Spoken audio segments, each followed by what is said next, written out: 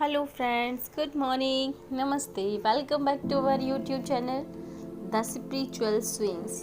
कैसे हैं आप सब? आई होप कि आप सब अच्छे होंगे, खुश होंगे और स्वस्थ होंगे। लास्ट वीडियो में हमने बात की थी अध्यात्म की आवश्यकता के बारे में कि क्यों आवश्यक है इस मॉडर्न एज में अध्यात्म। जैसा कि हम सब ने जाना कि मॉडर्न एज में इंसान के पास सुख सुविधाओं के सब साधन हैं, लेकिन फिर भी अभाव है उसके पास मन की शांति का, सुख का,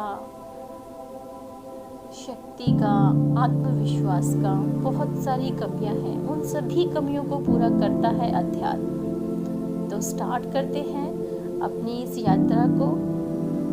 आज की वीडियो में हम जानेंगे आत्मा के बारे में। यहीं से अध्यात्म की यात्रा शुरू होती है, स्वयं को जानने से। तो चलिए बने रहिए मेरे साथ इस वीडियो में। Who am I? कौन हूँ मैं? ये प्रश्न हम सबके सामने होता है, मेरे भी सामने था कुछ सालों पहले तक। कौन हूँ मैं? क्या मैं सिर्फ ये शरीर हूँ जो सबको दिखता है, जिसकी देखभाल करने में हमारा सारा जीवन जाता है? इसी के बारे में सोचते हैं, कभी कुछ करते हैं, कभी कुछ करते हैं इसकी देखभाल करने के लिए। अगर ये सिर्फ मैं ये शरीर ही हूँ, ये शरीर, ये बॉडी ही मेरा अस्तित्व है, फिर जब हम बात करते हैं तो ऐसा क्यों कहते हैं? मेरा मन आज ऐसे कर रहा है, मेरा हाथ दर्द कर रहा है, मेरे पैर में ऐसे हो रहा है, आज मेरा मन ये खाने को कर रहा है। कौन है ये जो मेरा कहता है? मेरा शरीर, मेरा मन, मेरा हाथ, मेरा पाँव। अगर मैं सिर्फ शरीर ही हूँ तो मैं यूं ना कहूँ, मैं शरीर, मैं मन, मैं हाथ, मैं पैर। मेरा कहने वाला कौन है फिर ये? मेरा शरीर, मेरा हाथ, मेरा पाँव। इसका अर्थ तो यही हुआ ना कि इस शरीर को चलाने वाला कोई और है, कोई और है जो इसको लेकर काम करता है इस शरीर के जरिए। जी हाँ, वही पावर जो इस बॉडी को अपना कहती है, इस बॉडी के जरिए सारे काम करती है, सारे अनुभव करती है। फिर वो चाहे शरीर को लेकर हो या भाव को लेकर हो, उस शक्ति का नाम ही आत्मा है। वही चैतन्य शक्ति जो इस शरीर में प्राण फूंकती है। अगर वो इसके अंदर है तो जीवन है, अन्यथा ये शरीर, आपने भी देखा होगा कि उसके निकल जाने के बाद एक पल भी कोई इसे अपने पास नहीं रखना चाहता। जी हाँ, वो चैतन्य शक्ति ही आत्मा है जो इस शरीर को डायरेक्ट करती है, हमारे दिमाग को डायरेक्शंस देती है। आत्मा एक चैतन्य शक्ति है, एक प्रकाश का पुंज है, ज्योति स्वरूप, पॉइंट ऑफ लाइट। आत्मा देह से न्यारी है, या यूं कहूं कि ये जीवन ही आत्मा से है। आत्मा के बिना इस देह का, इस शरीर का कोई अस्तित्व नहीं है। माँ के गर्भ में जब एक शिशु का शरीर पलता है तो तीसरे से चौथे माह के बीच आत्मा उसमें प्रवेश करती है और वहाँ से आरंभ होता है एक जीवन का। बिना आत्मा के उस शरीर का कोई अस्तित्व ही नहीं है। ये शरीर आत्मा का इंस्ट्रूमेंट है। एज लाइक ये शरीर एक गाड़ी के समान है और आत्मा उसका ड्राइवर। जैसे गाड़ी चाहे कितनी भी महंगी क्यों ना हो, कितने भी एडवांस फीचर्स उसके अंदर क्यों ना हो, लेकिन संचालन उसका ड्राइवर के हाथ में ही होता है ना। वैसे ही इस शरीर की संचालक भी आत्मा होती है। आत्मा आँखों के द्वारा देखती है, कानों के द्वारा सुनती है, जीभ के द्वारा सारे टेस्ट करती है और मन के द्वारा सुख, दुख, सब सारे भावों का अनुभव करती है। इस तन के द्वारा ही आत्मा अच्छे और बुरे कर्म करती है और उसके द्वारा ही वो उनका फल भोगती है। जैसे बॉडी 5 एलिमेंट से बनती है, और उसे चलाने के लिए उसे उन 5 एलिमेंट्स की नीड होती है, जल, अग्नि, वायु, आकाश। वैसे ही आत्मा भी एसेंस ऑफ 7 क्वालिटीज है। कहा भी जाता है ना कि आत्मा सतोगुणी है। आत्मा की 7 क्वालिटीज है: प्रेम, शांति, शक्ति, ज्ञान, सुख, आनंद। लेकिन ये सारे गुण आज के समय में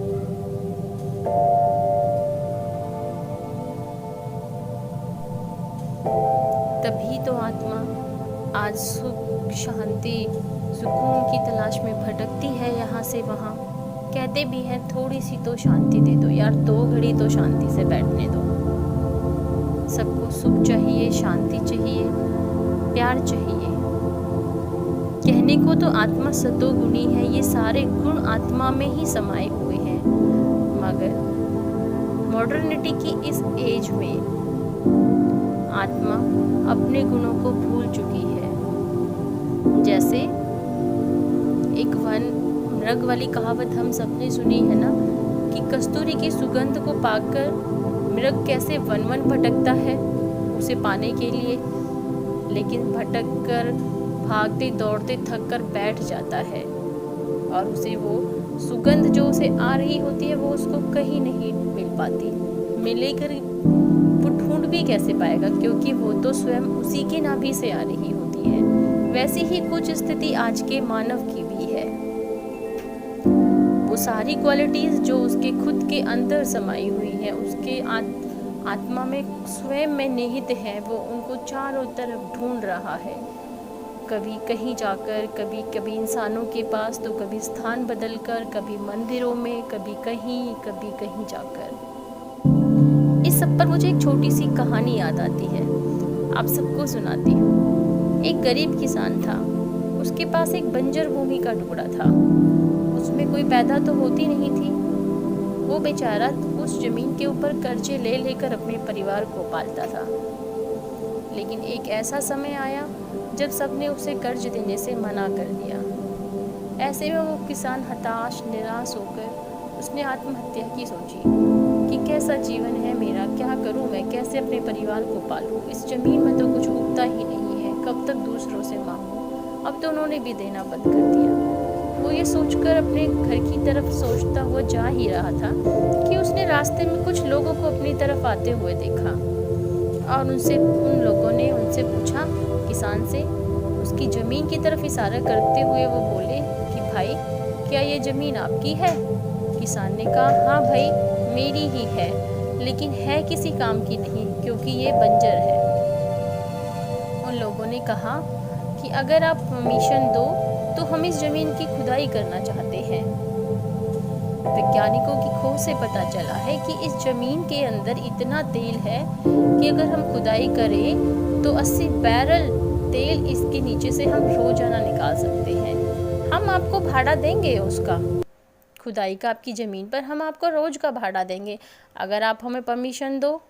किसान ने कहा, ठीक है भाई, मेरे तो किसी काम की है नहीं, तुम्हारे काम आ जाती है तो ठीक है। वैज्ञानिकों ने खुदाई शुरू की तो उसके नीचे बहुत सारा तेल निकला और किसान माला माल हो गया। तभी वो सोचता है कि ये ज़मीन का टुकड़ा कब से मेरे पास था, लेकिन मैं तो इतने दिनों से इसको कोस रहा था। और वो कहता है, बाहरी अज्ञानता। अज्ञानता भी कितना बड़ा श्राप है मानव के जीवन में।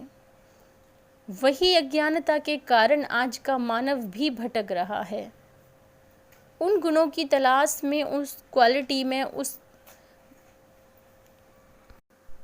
अपने जीवन में लाने के लिए, उन गुणों को, उस क्वालिटी का जीवन जीने के लिए, शांति के लिए, सुख के लिए, प्रेम के लिए, सब कुछ उसके पास है, लेकिन सिर्फ अभाव है तो ज्ञान का, स्वयं को जानने का। अगर वो जान जाए कि उसके भीतर कौन सा खजाना है तो उसे किसी से मांगने की आवश्यकता ही ना पड़े।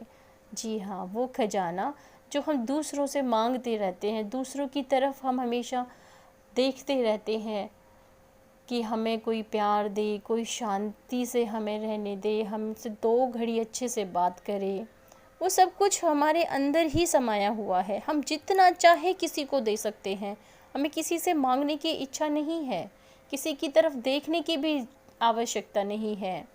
आवश्यकता है तो उन गुणों को पहचानने की, अपने अंदर समाई हुई उस शक्ति को जानने की और अपने जीवन को संपूर्णता की ओर ले जाने की।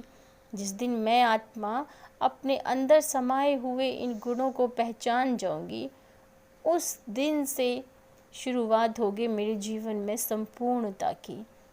फिर देखना कैसे सुख, शांति, आनंद, प्रेम जो हम दूसरों की तरफ देखते रहते हैं, मांगते रहते हैं, उम्मीद लगा के बैठे रहते हैं, कैसे वो अपने आप हमारे जीवन में भर जाता है, कैसे मन आनंद की स्थिति को अनुभव करता है। भीड़ में बैठे होकर भी, सिचुएशंस अनफेवरेबल होकर भी मन कैसे शांति में रहता है, लेकिन वो होता है जब हम स्वयं को जान लेते हैं, अपने अंदर की शक्तियों को पहचान लेते हैं। आज मैंने जाना कि मैं कौन हूँ। मैं वो आत्मा हूँ जिसके अंदर वो 7 गुण समाये हुए हैं, जिनकी तलाश में मैं इधर उधर भटक रहा हूँ। आगे हमें आवश्यकता है उन गुणों को जगाने की, उन शक्तियों को जगाने की, उन 7 शक्तियों को जिनके अभाव में आज का जीवन क्या से क्या बन गया है। तो उन शक्तियों के बारे में हम आगे डिटेल में जानेंगे नेक्स्ट वीडियो में। तब तक के लिए आप सब अपना ध्यान रखिए और मेरे चैनल को लाइक, शेयर और सब्सक्राइब कीजिए। Thank you so much. आगे हम बात करेंगे आत्मा की उन 7 क्वालिटीज़ के बारे में, जिनको जानकर, जिनको अनुभव करके कैसे हम अपने जीवन को सुंदर बनाएं और सुख से व्यतीत करें। Thank you. मिलते हैं नेक्स्ट वीडियो में। बाय।